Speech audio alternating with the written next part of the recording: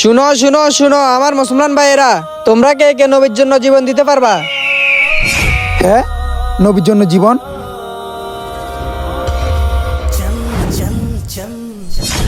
হ্যাঁ, নবীর জন্য জীবন।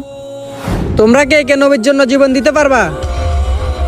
আমি পারবো আমার নবীর জন্য জীবন দিতে। আমিও পারবো আমার নবীর জন্য জীবন দিতে। কিন্তু আমি তো এই কথাটা মুসলমানদের জন্য বলছি। আরে হুজুর, আমরা দুইজনেই তো মুসলমান।